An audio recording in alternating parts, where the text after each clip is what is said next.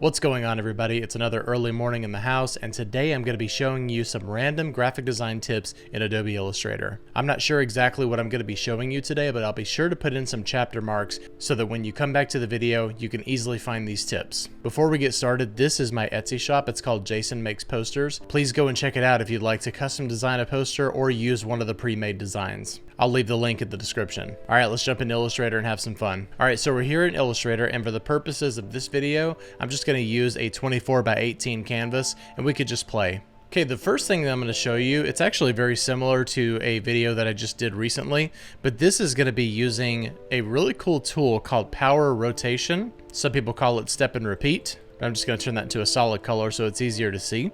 So what I'm going to do is I'm going to select this square right here. I'm going to hit R on my keyboard, and this little crosshair right here, normally you could just rotate it right from the center by hitting Enter on your keyboard after you've hit R, and you could rotate that with the angle and stuff like that. And you can also copy it, so you can do something like this. So you could rotate your object on the center axis pretty easily. But what if you wanted to rotate it from somewhere else? Well, that's very easy too. So hit R on your keyboard, and then we're going to hold down Option or Alt and move these crosshairs to this anchor point right here. Now it's going to rotate from this point right where my cursor is, and you just do Command D or Control D, and you can rotate this way. And now we want to see what it looks like with no fill and a stroke. So now we're just going to select everything and hit Shift X on your keyboard to swap the fill and the stroke. So now that's what that looks like. I did another similar video just on this, showing you how to do some really cool detailed artwork, so be sure to check that out. All right, for this next one, we're gonna do some random text here. I'm just gonna write out hello, and let's use Cooper because in my opinion, Cooper is a fantastic font. And I'm gonna go ahead and create outlines on this. And let's say that what we wanna do is create some perfectly outlined art that's around it, so kind of giving it like a stroke, but it's kind of a little bit different. If you wanted to do something like this, where we do yellow text with a red outline or a red stroke, then all you would have to do is swap over to your stroke color and then just give it whatever stroke color you want. But as you can see here, the problem is that that stroke is actually encroaching on the letters itself, and it's not easy to read. So what you're saying is just align the stroke to the outside, right? Well, look what's happening here when you do that. But there's one little step you can take before adding the stroke. And what we're going to do is we're going to select this with no stroke on it, go up to Object, Compound Path, and Make. So what that's going to do is it's going to make a continuous path out of this shape, so that way the letters themselves are no longer individual. They are all part of a compound path, so it's continuous across the whole shape. So now we can go to yellow, swap over to the stroke, and add red. We're going to set align stroke to the outside, and now we can just bring this all the way up. So that way you have a perfectly aligned stroke on the outside of the text without it interfering on the text itself. This next tip involves using the Pathfinder, and something that you may run into from time to time when you're trying to edit text after you've created outlines. You'll notice that when you create outlines and ungroup everything, even when you go into these individual letters, you're trying to ungroup and ungroup and ungroup and ungroup, and this is still all one unit. So what do you do when you want to completely break all of these apart into individual shapes? Well, that's really easy. So just select everything, go up to your Pathfinder, and we're going to click on Divide. So now reselect everything because this is still one shape. Now you can ungroup everything and move these exactly as you want them, and they are completely free shapes now. This next one is going to be using the Shapes tool over here in your toolbar, and I'm going to use the star for this example. So what you can do here is after you've done like a 10-point star or something like that, all you have to do is click on it to open up that window. I'm going to go ahead and delete this one. So I'm just going to go over here to the center and just kind of click out like this. So as you can see, we've got 10 points right here, but this of course isn't what I want to do. So I'm going to hold down Command, and as I'm holding that down, I can easily adjust my star right here. You can go outside, inside, but check this out. When you have it exactly where you want to, hold the tilde key up at the top with that little squiggly line as you rotate, and check this out. Look at that. You can easily create some really crazy mind-bending effects right here, just really quickly without having to do any kind of step and repeat. You can really have a lot of fun with this one. All right, for this next one right here, I'm gonna show you how to use Live Trace to convert this raster image into a vector art, and then also coloring it with Live Paint. All right, so I'm gonna select this, and I always go up here to Window and Image Trace. Click on Preview right here. So this will actually give you a preview of exactly what it's gonna look like. So we need to turn up our threshold just a little bit, maybe up to like 190 or something to get those lines nice and thick. So for the paths, the lower the number, the less detailed it's going to be, and a lot of those paths are going to be kind of running into each other. But maybe back it off just a little bit to keep those lines nice and smooth. And then for the corners, most of the time I go all the way down to 0. And the higher the noise, the more detail you're going to lose. So I bring this down to about a 1 or so. And as you can see, we still have those original lines in there. And I'm going to crank up the threshold just a little bit more to bring those lines back. But just play around with the numbers until you're happy with what you've got. All right, so now we're going to click on Expand.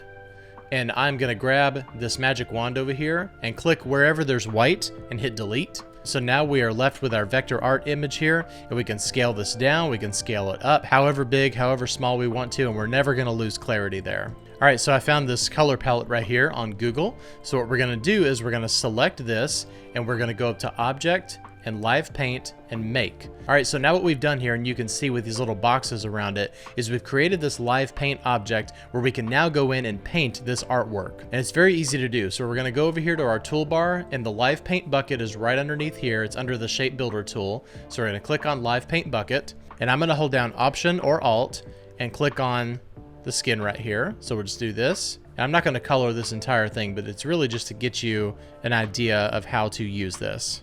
And we'll say he's wearing like a blue hat with a red bill because he's a Cubs fan.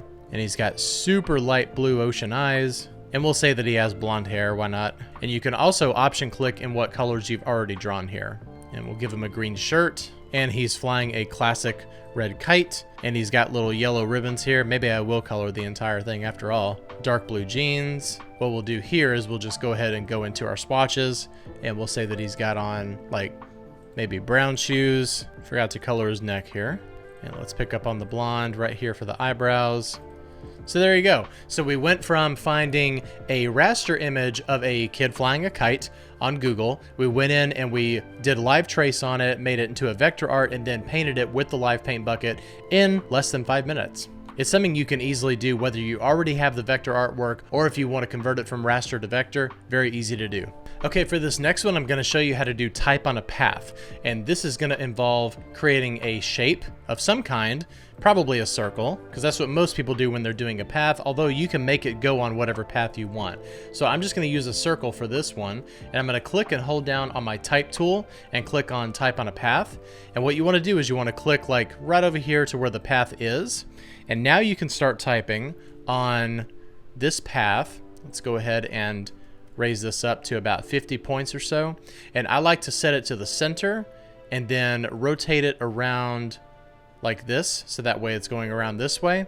And let's see, the quick brown fox jumps over the lazy dog. There you go. You can't get any more classic than that. And let's do Helvetica because why not? So as you can see right here, the higher the number right here, the more it's going to wrap around your shape. And you can do everything inside your character panel that you can normally do if you just have type in a normal space. So let's say that you actually do have some kind of a shape in here. And what we'll do is we'll click on this right here. This actually shows you your center point. So I'm going to create another circle right here. And let's say that you don't want this to be touching the circle. Obviously, you could go in here and size this down. But another option is you can set a baseline shift. And the further you go up, the further you're going out. But keep in mind that the further you go up, the more it's stretching out your text. So most of the time, you have to adjust your tracking here. So let's go over here to the tracking, and we'll just kind of set everything overall right here. And obviously you don't want to go too far in, but probably like around -50 or so is going to be fine. And just to further expound on it, let's do something that's outside of just a regular circle. So I'm just creating like a path right here, and you can do the same thing on here. So we'll bring this down to about 50 points or so. Let's bring the baseline back to where it was. Set the tracking, or you could go the tracking all the way across here, and no matter what, that text is going to follow that path. So as you can imagine, there are a lot of really fun things you can do with that. On this next one, I'm going to show you how to do an envelope distort. All right, so for this one, you're gonna need two different objects that we're gonna mesh together, and I'll show you exactly what I mean by that. So what I'm gonna do here is use my brush tool, and I'm just gonna kind of draw something free form. You can really just kind of do this in whatever shape you want to. However, it needs to be a closed path, so let's go ahead and close this. I'm gonna join those together, and then I'll just kind of round this off right here to make the entire thing nice and smooth. So if you want to, you can swap the fill and the stroke, but you don't have to. And so let's have our text right here now. So what we need to do is make this shape our top object. So we go up to Object, Arrange, and Bring to Front. So now we select both of these and go to Object, Envelope Distort, and then Make with Top Object. So as you can see, it's putting that text inside of this object right here. And what's really cool about this is that you can double click on it and you can go in and change the type to whatever you want. However, you do have to be careful with this because you want to make sure that whatever object you're creating, you want the paths to be nice and far apart, because the closer they are together, the more it's going to distort that text. And I'll show you an example of this. So let's click on everything right here, and you go up here to Edit Envelope, and you hit the letter A on your keyboard to activate the direct selection tool. And then you can go in here and just kind of adjust these anchor points exactly how you want them. But as you can see, if you start to overlap right here, then the text right here is going to look really distorted. And sometimes you may want to go with that type of effect, but for the most part, you want to make sure that the whole word itself is legible. All right, so let's do one more, and I'm going to show you the blend tool.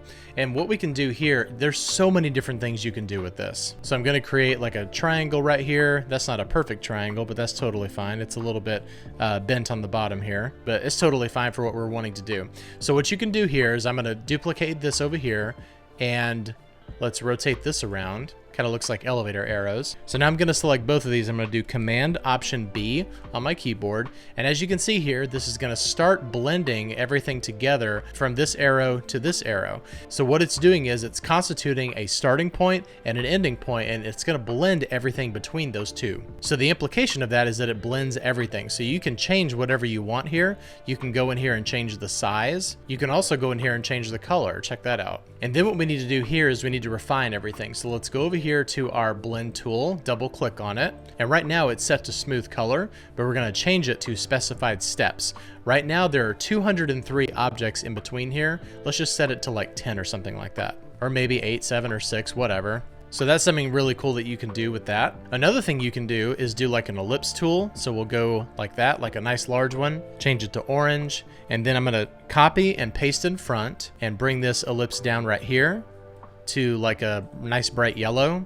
So now we can select both of these and do our blend tool again. And you can set on specified steps right here, and we'll do like 50. And now let's activate the blend tool. So now it's blending everything from the outside object to the inside object. And now if we use our direct selection tool, click on that yellow circle, we can change it to pink, change it to blue, whatever we want to do, and it's going to be blending everything from the outer to the inner. And you can double click on your blend tool and go in here and change the steps if you want it to be a little bit simpler. So we just set it to 10 right there. Kind of looks like an old laundry detergent box or something.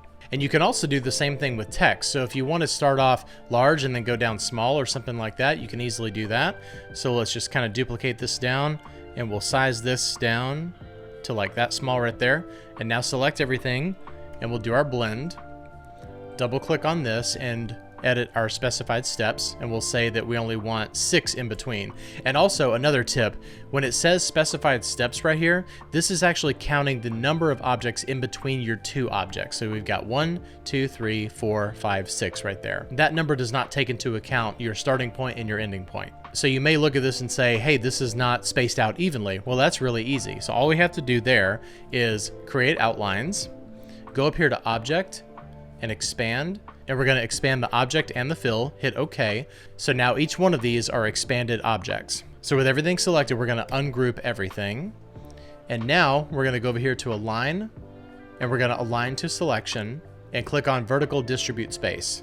And now everything is nice and spaced out evenly. So you can use the blend tool for so many different things, and I would love to see what you come up with. All right, well, that's it for this video. If you like videos like this, let me know down in the comments so I can make more of them.